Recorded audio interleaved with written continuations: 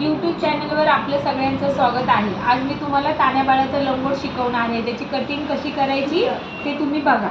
हे तान्या बाळाचं लंगोट आहे। जर बाळाचं तुम्हाला सीट घेरचं माप जर घेता आलं तर घ्या। आता आपल्याकडे माप आहे, सीट घेर आहे आपला 16, इथे आला आपला 0 आणि इथे आला 1। ओके, आता 0 ते 1 16 घेतले, 0 ते 2 16 घ्यायचे, जे आपलं सीट घेरचं माप आहे ते।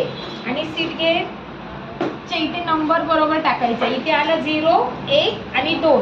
आता आपल्याला जॉईन करायचे 1 आणि 2। 1 आणि 2 ची पूर्ण रेष अशी व्यवस्थित सरळ रेष आंखून घ्यायची। ओके, आता ह्या रेषेचं ही रेष किती आली ती आपण टेपनी मोजायची। पूर्ण आली आपली 23। 23 च्या निम्मे 11.5। 11.5 च्या इथे टिक करायचं। 11.5 च्या इथे टिक केल्यानंतर इथे येतो आपला 0 ते आणि हे 11.5 जिथे मध्ये आला आपला ती लाईन आपल्याला जॉईन करायची आहे। आता हा लंगोट झाला।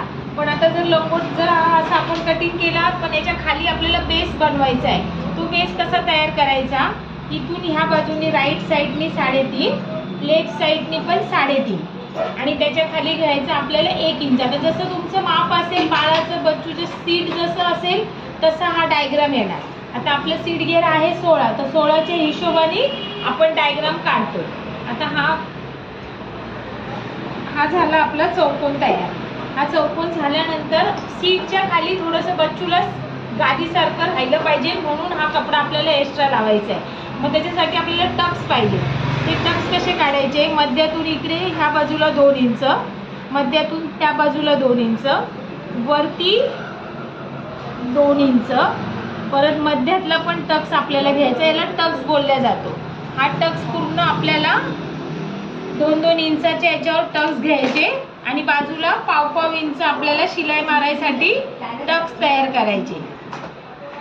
हा झाला आपला लंगोटचा डायग्राम। आता याची कटिंग कशी करायची, कटिंग सुद्धा मी तुम्हाला दाखवते।